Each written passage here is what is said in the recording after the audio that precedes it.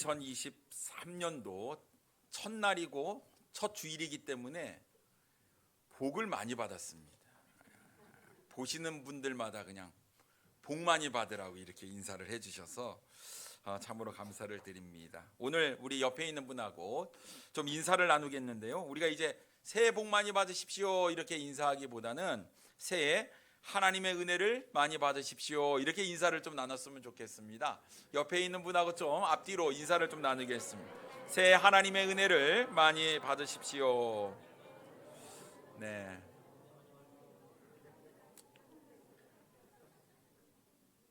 오늘 주기룡 집사님하고 손명재 집사님께서 듀엣으로 주의 은혜에 대해서 이렇게 찬양을 해주셨습니다. 주님의 은혜가 아니었으면 우리가 어떻게 구원받고 어떻게 하나님의 자녀로 영원한 생명을 가지고 살아갈 수 있겠습니까? 모든 것이 다 주님의 은혜인 줄 믿습니다. 그렇다고 한다면 주님의 은혜로 살아가는 우리가 더 주님의 뜻에 합당한 삶을 살아야 되지 않을까요? 새해가 되면 사람들은 새로운 계획을 세우고 마음의 결단을 하지요. 올해는 내가 이것을 좀 해야겠다. 여러분 어떻게 결단하셨습니까? 뭐 해도 못 보고 결단도 안 하고 주님 예배하기 위해서 이렇게 오셨으니까 오늘 이 시간 우리가 말씀을 통해서 좀 믿음의 결단을 잘 하시는 우리 성도님들 되기를 원합니다. 오늘도 하루고 내일도 하루고 어저께 2022년 마지막 날이라고 하지만 어저께도 하루입니다. 여전히 태양은 지고 뜨고 하루는 우리에게 또 주어지는데요. 특별히 또 새해라고 하니까 우리가 특별한 마음이 좀 있는 것 같습니다만 매일매일 우리가 새로워지기를 원하고 매일매일 주님을 닮아가기를 원합니다. 어떤 분들은 인생의 계획은 잘 세우는데 영적인 계획은 잘 못 세우는 것 같습니다. 올해도 우리는 성경 일독을 좀 하기를 원하고 성경 필사를 좀 하기를 원하고 또 제자 훈련도 계속 진행을 할 예정입니다. 어떤 분들은 내가 이걸 할 수 있을까 하면서 시도조차 하지 않는 분들도 계십니다만 우리의 삶에 말씀이 가장 중요하고 우리의 삶에 예수 그리스도가 가장 중요하다고 생각하시면 우리가 시도는 해야 되지 않을까 싶습니다. 작심 3일이 되더라도 일단 시작해 보십시오. 오늘이 1월 1일이니까 오늘부터 성경 일독을 우리가 시작하면 언젠가 12월 31일 날 저는 일독했습니다. 주님의 말씀을 더 많이 알았습니다. 주님의 뜻을 더 많이 깨달았습니다. 이렇게 우리가 고백하지 않을까 싶습니다. 알렉산더 장군이 있었어요. 모든 부대원들이 존경할 정도로 지도력을 갖춘 사람이었죠. 그런데 어느 날 부대를 순시를 하고 있는데 어느 막사에서 병사들이 하는 이야기가 귀에 들리게 되었습니다. 알렉산더 그 녀석 말이야. 그놈이 군인이야. 그놈은 우리 부대에서는 있어서는 안 될 놈이다. 그런 녀석이 어떻게 우리 부대에 계속 남아있는 건지 모르겠어 하는 이야기를 듣게 된 거예요. 이거 가슴이 철렁 내려앉았습니다. 알렉산더 장군이 급히 자신의 사무실로 돌아와서 부관을 부릅니다. 그리고 부관에게 이야기합니다. 지금 당장 가서 알렉산더에 대한 그 이야기를 누가 했는지 무슨 근거로 그 이야기가 나왔는지 좀 알아보라 이렇게 명령을 내리게 되었습니다. 잠시 후 부관이 돌아와서 이 상황 보고를 하게 되었어요. 내용인즉슨 그 부대에 알렉산더 장군과 똑같은 동명이인의 부대원이 있었습니다. 근데 그 병사가 군인으로서는 도저히 이해가 되지 않는 행동을 하고 다닌다는 그런 이야기를 하게 되는 거예요. 그래서 이 알렉산더가 그 병사를 직접 만나기 위해서 찾아갑니다. 그런데 그 병사가 군복 단추를 풀어 헤친 채 술에 취해서 잠을 자고 있었습니다. 부관이 이 병사를 깨웠어요. 그러자 병사가 누가 나를 고난잠에서 깨우느냐 하고 큰 소리를 치는데 그러면서 딱 보니까 자신의 앞에 알렉산더 대장 장군이 있는 겁니다. 그러니 갑자기 몸이 굳어버리는 거예요. 야, 이제 죽었구나 생각을 했습니다. 그리고 알렉산더 장군에게 두 손 두 발을 다 빌면서 한 번만 살려달라고 이야기를 합니다. 알렉산더 장군이 그 병사에게 묻습니다. 내 이름이 무엇이냐? 그러자 그 병사가 알렉산더입니다 라고 이야기를 하는 거예요. 그래서 알렉산더가 이야기합니다. 너는 사형이다. 그러자 그 병사가 눈물을 흘리며 알렉산더 장군의 다리를 붙잡고 살려달라고 애원을 합니다. 그러자 제안을 알렉산더가 하지요. 이제 너에게 두 가지를 내가 명령하는데 이 둘 중에 한 가지를 선택하라. 너의 이름을 바꾸든지 아니면 너의 삶을 바꾸라. 알렉산더라는 이름에 걸맞는 행동을 해라. 이렇게 이야기를 하는 것이죠. 사랑하는 성도님 여러분, 우리의 인생도 마찬가지가 아닐까요? 우리에게도 이름이 있습니다. 거듭난 그리스도인으로서 하나님의 자녀, 그리스도인이라는 이름이 있습니다. 그렇다면 우리는 이름에 걸맞는 삶을 살든지 해야 하지 않을까요? 그리스도인이라는 말은요, 사실은 예수쟁이, 예수를 따르는 사람들, 좀 조롱하는 투로 이야기를 했지만 이것이 고착되어서 예수님을 따르는 제자들을 향해서 그리스도인이라는 말을 사용하게 되었지요. 사실 그리스도인이라는 말보다 더 좋은 말은 없는 것 같습니다. 그 이름은 그 사람의 정체성을 드러내지 않습니까? 그리스도인, 예수 그리스도를 따르는 사람, 얼마나 좋은 이름입니까? 그래서 여러분 당당하게 여러분 나는 그리스도인입니다 라고 세상 사람들에게 외치며 또 그것에 걸맞는 합당한 삶을 살아가시는 우리 사랑하는 성도님들 되기를 원합니다. 오늘 본문에서 사도 바울은 27절에 이렇게 이야기를 합니다. 오직 너희는 그리스도의 복음에 합당하게 생활하라. 이렇게 이야기하고 있어요. 여러분 여기서 생활하다라는 이 단어의 원래의 뜻은요, 시민답게 살라라는 이야기입니다. 시민답게 살아라. 사도 바울이 빌립보 교회 성도들에게 시민답게 살라고 이야기하는 것은 이 빌립보의 배경을 좀 알면 우리가 잘 이해가 됩니다. 이 빌립보는 알렉산더 대왕의 부왕이었던 빌립 2세가 이 근방에 막대한 금강이 있다는 것을 발견을 하고 금강 개발을 위해서 마게도냐에 세운 도시입니다.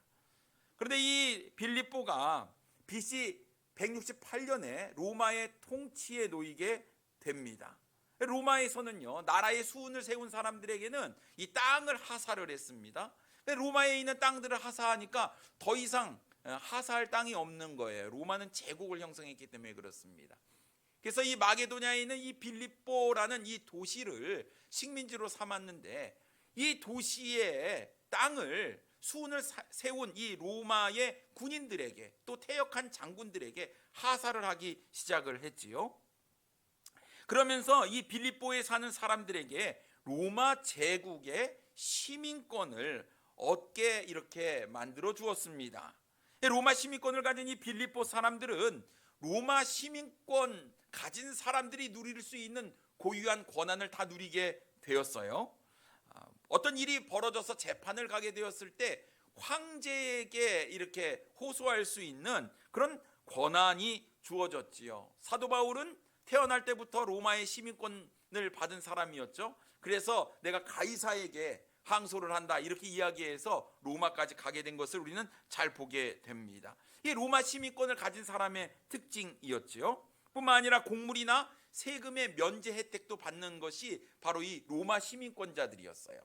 빌립보에 사는 사람들은 그런 로마의 시민권을 가진 사람들이었기 때문에 이런 놀라운 혜택들을 누리게 되었습니다.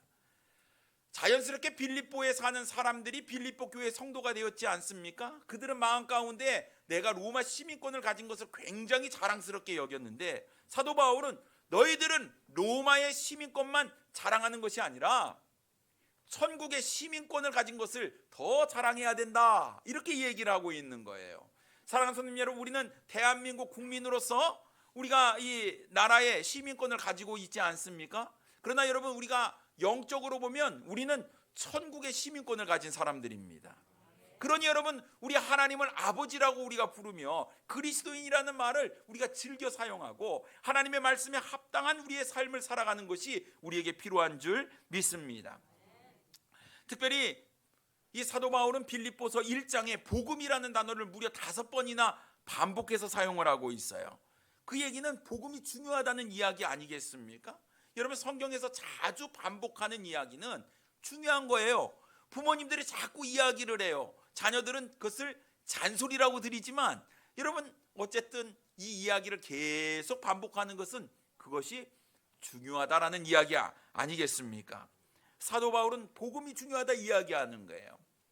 갈라디아서를 보든 로마서를 보든 사도 바울이 복음에 대해서 이야기를 할 때에는 앞에는 복음에 대한 설명, 이론에 대해서 이야기를 하고요. 그 뒷부분에는 어떻게 그 복음을 가지고 살아갈 것이냐, 실천에 대해서 이야기를 하는 것을 보게 됩니다. 다시 말해서 여러분, 복음이라는 것은 아는 것으로 그쳐서는 안 되고요. 이 복음을 우리의 삶 가운데 생활하는 것, 삶으로 실천하는 것이 중요하다고 말씀하고 있는 것이요. 여러분, 배가 고프면 어떡합니까? 오늘 점심을 기대하십시오. 배가 고프면 먹어야 됩니다. 여러분, 아프면요, 약을 먹든지 병원에 가야 하는 것입니다. 여러분, 내가 영적으로 하나님의 말씀을 깨달았으면 그 깨달은 것을 우리의 삶 가운데 실천하는 것이 굉장히 중요하지요. 근데 여러분, 내가 하나님의 말씀을 잘 알고 하나님의 말씀을 잘 가르치고 그래도 내가 그 말씀대로 행하지 않고 있다면 사실은 그것은 가짜이다라는 것입니다.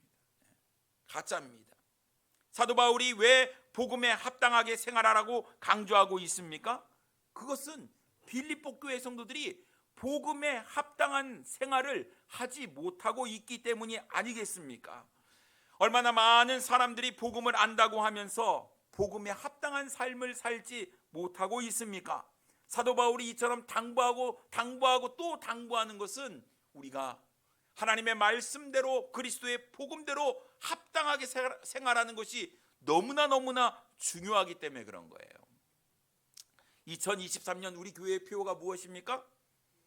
복음에 합당하게 생활하라 라는 거예요. 복음에 합당하게 생활하라. 우리 한번 외쳐볼까요?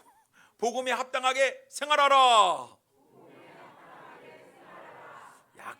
약간 공산당 같습니다만 제가 이렇게 이야기하는 분명한 이유가 있습니다. 잘 기억하십시오. 이거 어디서 분명히 써먹을 때가 나올 겁니다. 복음에 합당하게 생활하라. 오늘 우리는 본문 말씀을 가지고 복음에 합당하게 생활하라 라는 제목으로 함께 은혜를 나누기를 원합니다. 여러분, 복음에 합당하게 생활하기 위해서는 첫째로 우리는 온전히 하나가 되어야 합니다. 본문 27절 말씀 다시 보겠습니다. 오직 너희는 그리스도의 복음에 합당하게 생활하라. 이는 내가 너희에게 가보나 떠나 있으나 너희가 한 마음으로 서서 한 뜻으로 복음의 신앙을 위하여 협력하는 것과 라고 말씀하고 있어요. 여러분, 우리 교회는 하나가 되어야 합니다. 각각의 지체들이 있는데 이 지체가 모여가지고 주의 몸을 이룬다고 성경은 이야기하고 있어요. 그래서 우리가 한 몸이기 때문에 각각의 지체가 다 다르지만 그 다양성을 우리가 인정하고 하나가 되는데 힘써야 된다라는 것이죠. 사람들은요, 외부적으로 어려움을 느끼게 되거나 고난을 받게 되면요, 그냥 하나가 돼요. 집에 어려운 문제가 있잖아요. 그러면 부부가 어떻게 됩니까? 하나가 돼요. 이것을 어떻게 우리가 극복할까? 여기에 초점을 맞추고 열심히 마음을 모으고 함께 도와가며 이 문제를 해결하려고 합니다. 그러나 대수롭지 않은 작은 일에 우리 하나됨이 무너지는 것을 보게 됩니다. 아무것도 아닌 일에 마음 상하고 속상하고 그래서 감정이 상하고 그래서 등을 돌리게 되는 것을 우리가 종종 보게 되는데요. 빌립보 교회의 문제가 뭐였습니까? 온전히 하나가 되지 못한 거예요. 빌립보서 4장 2절 말씀에 보면 내가 유오디아를 권하고 순두개를 권하노니 주 안에서 같은 마음을 품으라 라고 말씀하고 있습니다. 여러분, 유오디아와 순두개는요, 빌립보 교회의 충성스러운 일꾼이었습니다. 주님을 위해서 열심과 열정이 있었던 사람이었어요. 하지만 이 두 사람의 불화가 매우 심각하였음을 우리는 알게 됩니다. 그러니까 자꾸 마음이 부딪히는 거예요. 모두 다 주님을 사랑하고 주님을 위해서 열심히 열정적으로 사역을 임했지만 둘의 마음이 합하지 못했다라는 거예요. 그러니까 사도 바울이 어떡합니까? 유오디아를 가서 권합니다. 그리고 순두개에게 가서 또 권해요. 뭐라고 권합니까? 주 안에서 같은 마음을 품어야 한다라고 이야기를 하고 있는 거예요. 여러분, 내가 열심히 주님을 사랑하는 겁니다. 야, 주님을 사랑하니까 괜찮아. 아니요. 여러분, 혹시 나의 모습 때문에 우리 주 안에서 사랑하는 형제 자매들 각각의 지체들이 상처를 받고 마음 아픈 일이 생기면 안 되겠잖아요. 우리가 온전히 하나가 되기 위해서는 성숙한 사람이 품어줄 수 있는 그런 마음이 있어야 됩니다. 연약한 것들을 붙잡아주고 또 부족한 것들을 채워주며 하나가 되는데 힘쓰는 우리 사랑하는 성도님들 되기를 원합니다. 여러분, 만약 이 문제가 본질적인 문제거나 교리적인 문제면 이것은 우리가 이야기를 할 수 있어야 되겠지만, 방법적인 문제라고 한다면 그럴 수도 있다라고 우리가 포용해 줄 수 있는 그런 마음이 필요하지 않을까 싶습니다. 그래서 모두가 주님의 일을 하는 데 있어서 하나가 되는 것, 그것이 바로 사도 바울이 빌립보 교회 성도들에게 이야기하는 것이고, 또 오늘날 우리가 갖춰야 될 온전히 하나가 되는 이 일, 우리가 힘써 지켜야 될 줄 믿습니다. 근데 모두가 열심히 하면 다 좋겠지요? 근데 누가 있을 때는 잘하다가 또 없으면 하지 않는 그런 사람들이 있어요. 꼭 무리 중에는 그런 사람들이 있습니다. 말만 하고 행하지 않는 사람들이지요. 누가 있으면 잘하다가 누가 사라지면 절대로 일을 하지 않는 그런 사람들도 있습니다. 빌립보 교회 성도들도 마찬가지였어요. 그래서 사도 바울이 뭐라고 이야기합니까? 자신이 있든지 없든지 한 마음으로 한 뜻으로 하나가 되어 복음의 신앙을 위해서 협력하라고 이야기를 하고 있는 거예요. 그러니까 여러분, 누가 보면 잘하고 누가 보지 않으면 대충 하고, 여러분 이런 인생 사시면 안 돼요. 왜 그렇습니까? 우리는 누가 보는 게 중요한 게 아니고 하나님께서 우리의 삶을 보고 계시기 때문에 그렇습니다. 눈동자처럼 우리를 지켜보시고 우리의 머리털까지도 세신받으시는 우리 하나님께서 우리를 지켜보고 계시는데, 우리의 삶이 늘 정직하고 거룩하고 경건하고 하나님의 말씀에 합당한 삶을 살아야 하는 것이지요. 그러니 여러분, 평상시 우리의 삶이 중요합니다. 오늘 1월 1일 주님의 말씀으로 주님을 예배하는 이 시간으로 우리가 하루를 시작했으니, 매일매일 날마다 주님과 동행하시면서 주님을 예배하는 우리 사랑하는 성도님들 되기를 원합니다. 국제정세는 참 좋지가 않습니다. 러시아가 우크라이나를 침공한 지 벌써 11개월이 됐습니다. 여전히 전쟁은 끝나지 않았고 진행 중에 있습니다. 이런 분위기에 편승해서 그런지 몰라도 중국은 계속 대만을 위협하고 있습니다. 북한은 새해에 우리나라에게 선물로 미사일을 또 아침에 쏴댔습니다. 엊그저께는 무인기 5대를 보내가지고 우리나라를 정찰하고 돌아갔지요. 우리는 이 무인기를 격추하지 못하고 돌려보내주고 말았습니다. 우리나라의 국방력은요, 북한의 국방력보다 훨씬 더 앞선다고 이야기를 하지요. 또 우리는 첨단 장비를 갖추고 있다고 이야기를 합니다만, 아니 원격 조종하는 것도 아니고 정해진 루트를 따라서 간대요. 이 무인기가 아주 오래된 것이라서 그렇다고 합니다만, 우리는 그 낙후된 무인기 하나 격추시키지 못했다라는 거예요. 안타깝지만 이것이 우리나라의 현실입니다. 그렇다고 한다면 왜 첨단 장비를 가지고 있고 군사력이 뛰어난 우리가 왜 이러한 현실을 우리가 맞닥뜨리게 되었을까 생각을 해보게 되었습니다. 여러분, 우리나라가 군대가 없습니까? 우리나라가 뭐 장비가 부족합니까? 그런데 북한 무인기가 파주, 김포, 또 서울 상공을 다 촬영을 하고 가는데도 불구하고 우리가 못한 것은 설마 뭐 오겠느냐 하는 방심한 마음이 문제가 아닐까 싶습니다. 너무 이제 또 하니까 뭐 레이더에 잡혔다고 또 뭐 출격을 했는데 새떼다 뭐 이런 이야기도 우리가 듣게 되었습니다. 제가 무엇을 이야기하고 있습니까? 여러분, 늘 준비하고 있지 않으면, 대비하고 있지 않으면 우리는 아무리 좋은 것을 가지고 있어도 당할 수밖에 없다라는 것이죠. 마귀는요, 교회가 하나 되지 못하게 만듭니다. 그게 제일 중요한 거예요. 예수님을 공격했는데 예수님을 넘어뜨렸습니까? 아니에요. 마귀는 실패했습니다. 그러면 누구를 공격하는 게 제일 좋을까요? 우리예요. 우리 교회, 주님의 몸인 우리 교회를 무너뜨리면 예수님을 무너뜨리는 거예요. 그래서 우리가 하나 되지 못하게 만드는 것이 마귀의 전략입니다. 호시탐탐 우리를 넘어뜨리려고 틈을 노리고 있지요. 뭐 커다란 거 노리는 거 아닙니다. 조그만 틈을 노리는 거예요. 그리고 그것을 비집고 들어와서 우리를 넘어뜨리는 것이 바로 마귀의 전략이다라는 거예요. 그래서 여러분, 마귀의 별명이 뭡니까? 참소자입니다. 참소하는 자예요. 아무것도 아닌 것, 조그만 틈을 가지고 참소해서 비난하고 우리의 마음을 갈라놓게 만드는 것이 마귀지요. 그래서 에베소서 4장 27절 말씀에 보면 마귀에게 틈을 주지 말라 이렇게 얘기했어요. 그럼 마귀의 전략을 우리가 잘 알고 있어야겠죠. 여러분, 절대로 틈을 주어서는 안 됩니다. 우리의 마음이 나누어지지 아니하고 하나가 되어야만 이 틈을 막을 수 있다라는 것이죠. 영적인 전쟁을 승리로 이끌려면요, 외부적인 것이 문제가 아닙니다. 마귀는요, 큰 시련을 우리에게 주는 것이 아니고 우리의 삶 속에서 조그만 것, 뭐 그거 해도 되고 안 해도 될 것 같은 이런 것들을 가지고 우리를 분명히 넘어뜨린다라는 것이죠. 그래서 여러분, 우리가 하나 되지 못하면 절대로 승리할 수 없기에 2023년은 우리가 하나가 되기를 원합니다. 우리 부서들끼리 하나가 되고 우리 전체 모든 성도님들이 하나가 될 수 있기를 바랍니다. 그래서 1월 1일 이 첫 주일날 우리가 주일 2부 예배 무슨 축제 한다고요? 뭔 축제요? 한마음 축제입니다. 한마음 축제. 그러니까 우리 부서가 잘해야지 이런 것보다는 참 다른 부서가 잘했습니다 이렇게 격려도 해주고 우리가 하나가 되는데 힘쓰는 우리 성도님들이 되기를 원해요. 이 동방교회가 서방교회랑 나눠진 게 분명한 이유가 있습니다. 전에도 말씀드렸지만 이 서방교회는 이제 카톨릭 쪽을 이렇게 했던 교회 역사를 보게 되면요, 12월 25일 크리스마스로 지키는데 이 동방교회, 동방정교회는요 1월 6일과 7일을 크리스마스로 지키고 있지요.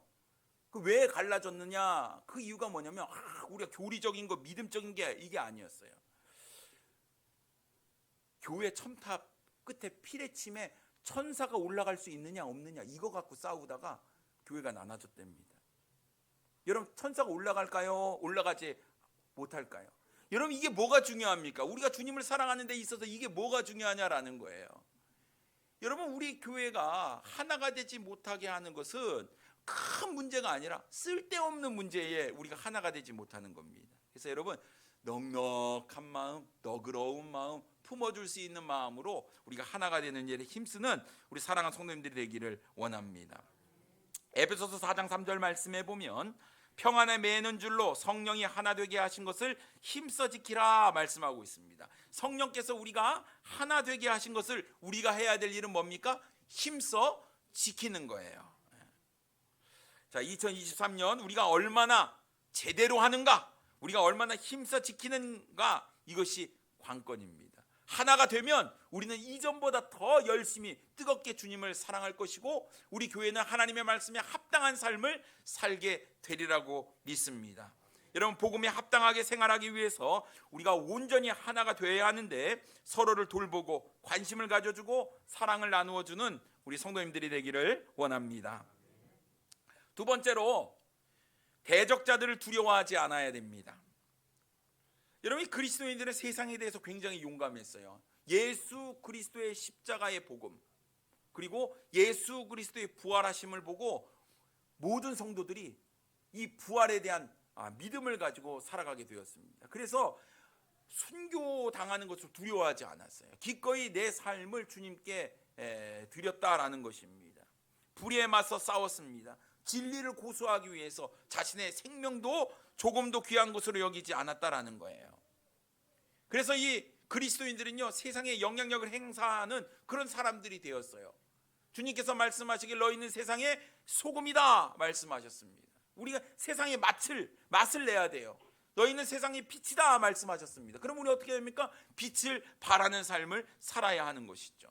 우리는 그리스도의 향기다 말씀하셨습니다. 그렇습니다. 우리가 아름다운 그리스도의 향기를 발하는 삶을 살아야 하는 거예요. 그런데 언제부터인가 그리스도인들이 소극적으로 변하기 시작했습니다. 왜 그렇습니까? 대적자들이 두려웠기 때문에 그래요. 뭔가 주님을 열심히 사랑하면 딴지를 거는 사람들이 있었습니다.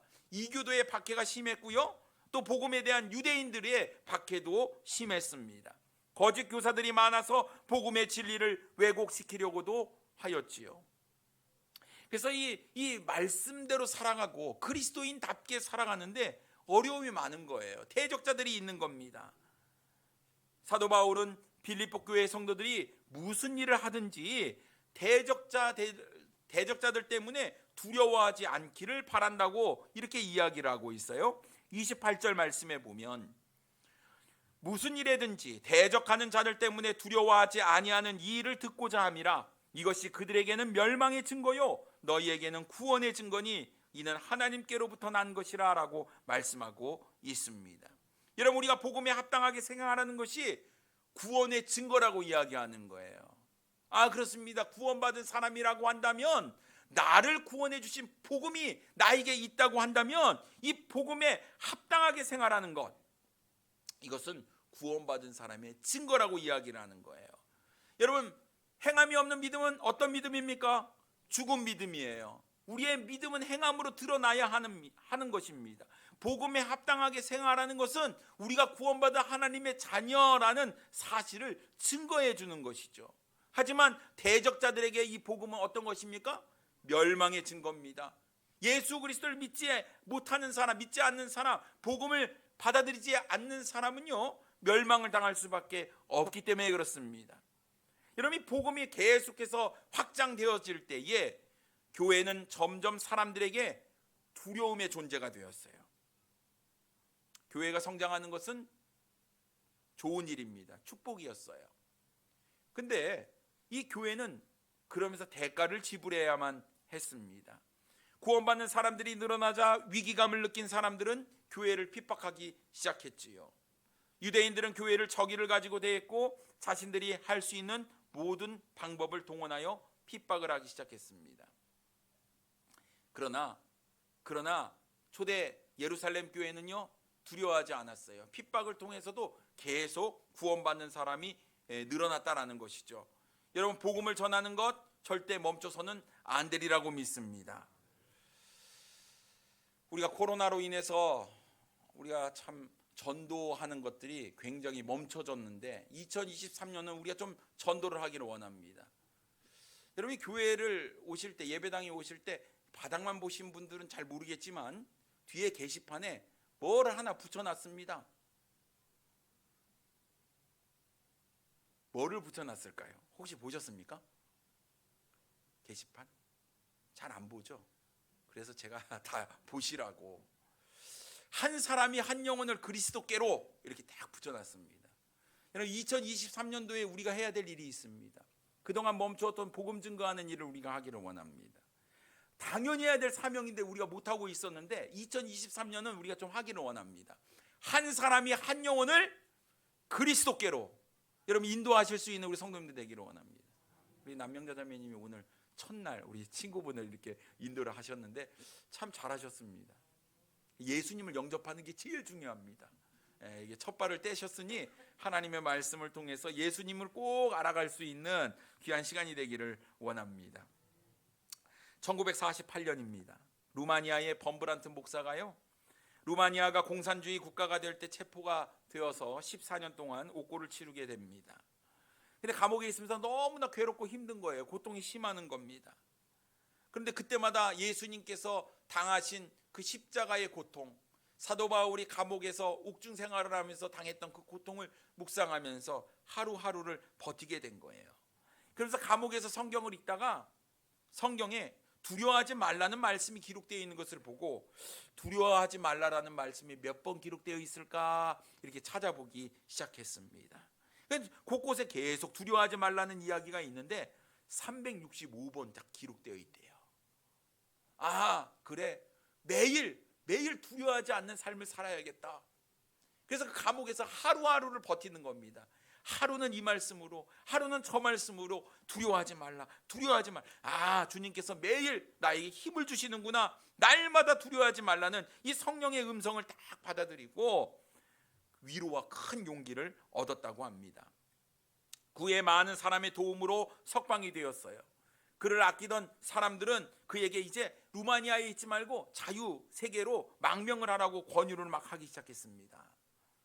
그러나 두려워하지 말라는 그 말씀을 통해서 주님께서 겪으신 그 모든 일, 사도 바울이 겪은 그 모든 복음을 전하면서 겪은 일들을 생각하며 나는 루마니아를 떠나지 않고 이곳에서 끝까지 복음을 전하겠습니다, 이런 믿음의 고백을 했다고 합니다. 사랑하는 성님 여러분, 이 범브란트 목사가 어떻게 루마니아에 남아서 복음을 전할 수 있었습니까? 복음만이 능력임을 그가 깨달았기 때문이었어요. 로마서 1장 16절 말씀에 보면 내가 복음을 부끄러워하지 아니하노니 이 복음은 모든 믿는 자에게 구원을 주시는 하나님의 능력이 됨이라 라고 말씀하고 있습니다. 여러분, 복음은 능력이에요. 복음은 죽은 자를 살릴 수 있는 예수 그리스도의 능력인 줄 믿습니다. 이 복음은요, 우리의 삶을 하나님의 말씀에 맞춰 살 때에 주님께서 우리의 삶을 지키시고 인도하여 주시고 보호해 주시는 놀라운 능력임을 우리는 믿어야 될 줄 믿습니다. 근데 여러분, 우리가 복음에 합당하게 생활하면 대적자들은 반드시 존재해요. 여러분, 우리가 복음을 전하려고 하잖아요. 그럼 반드시 대적자는 존재하고 있습니다. 분명히 방해할 거예요. 그런데 여러분, 복음을 전하지 않으면 대적자들은 없습니다. 여러분, 우리가 이 세상에서 적당히 믿음 생활하면 우리에게 대적자는 없는 거예요. 없습니다. 그런데 그 얘기는 어떤 이야기입니까? 내가 세상과 타협하며 살아가고 있다라는 증거이기도 하지요. 사랑하는 성님 여러분, 대적자를 두려워하기보다는 복음의 능력을 더 신뢰하시고 주님을 믿으시고 담대히 복음을 전하여 한 사람이 한 영혼을 그리스도께로 인도하는 2023년 되기를 원합니다. 이것이 우리의 사명이라고 한다면 여러분, 어찌하든지 오늘 주보에 보면 올해의 결심 카드가 있지 않습니까? 여러분, 이것을 잘 적으셔가지고 2번 접으셔서 수부에 있는 그 올해의 결심함에 이렇게 넣어주시면 연말에 있을 한마음 축제 때 우리 여호수아반이 타임 캡슐 잘 묻어놨다가 펴고 내가 그것을 이뤘는지 이루지 않았는지 살펴본다고 합니다. 여러분, 오늘 믿음으로 결단하시고 우리가 복음에 합당한 생활을 하기 위해 힘쓰시는 우리 사랑하는 성도님들 되기를 원합니다. 세 번째로, 우리는 고난에 동참해야 됩니다. 복음에 합당하게 살려면 고난도 감수해야 돼요. 29절 말씀에 보면 그리스도를 위하여 너희에게 은혜를 주신 것은 다만 그를 믿을 뿐 아니라 또한 그를 위하여 고난도 받게 하려 하심이라 라고 말씀하고 있습니다. 여러분, 우리가 구원받는 것은 전적으로 은혜로 받습니다. 믿음으로 받는 거예요. 우리의 노력이나 행위로 받는 것은 아닙니다. 하지만 그리스도를 믿은 다음에는 우리가 해야 될 일이 있고 해야 될 사명이 있습니다. 그 사명을 이루는 데 있어서 고난이 따라온다고 성경은 이야기하고 있어요. 예수님을 믿으면 편한 삶이 되는 게 아니라 고난이 있는 거예요. 누가복음 9장 23절 말씀에 보면 또 무리에게 이르시되 아무든지 나를 따라오려거든 자기를 부인하고 날마다 제 십자가를 지고 나를 따를 것이니라 라고 말씀하고 있습니다. 주님을 따르는데 필요한 게 뭡니까? 있어야 될 게 자기 십자가를 지고 따라가는 거예요. 내가 짊어져야 될 고난이 있다라고 이야기를 하고 있습니다. 사도행전 16장에 보면 사도 바울이 빌립보에 가서 복음을 전하다가 억울하게 감옥에 갇히게 되죠. 귀신 들린 여종을 귀신 내어 쫓아줬는데 억울하게 누명을 쓰고 감옥에 갇히게 됩니다. 매를 맞았어요. 그리고 옥에 갇혔습니다. 착고도 채워졌습니다. 그런데 이 바울이 신라와 함께 이 감옥에서 하나님을 찬양하고 기도를 해요. 그러므로 인해서 옥토가 흔들리고 옥문이 열리는 기적이 일어나게 되지요. 그때 유명한 복음의 한 구절을 이 빌립보 감옥의 간수에게 전합니다. 주 예수를 믿으라. 그리하면 너와 내 집이 구원을 받으리라. 사도 바울은요, 이미 복음 때문에 고난을 당했어요. 감옥 생활도 했어요. 지금도 고난을 겪고 있습니다. 빌립보서는 옥중서신이에요. 로마의 감옥에서 지금 쓰고 있는 책이 빌립보서입니다. 복음을 전하니 고난이 있지만 그것은 그리스도인으로서 당연히 겪어야 될 거다.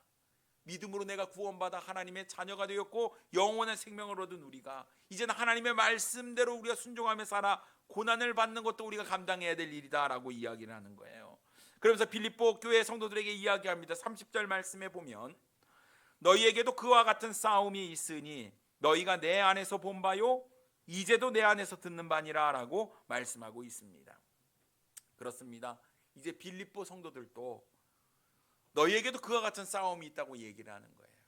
그와 같은 복음 때문에 고난을 받고 있다라는 것이죠.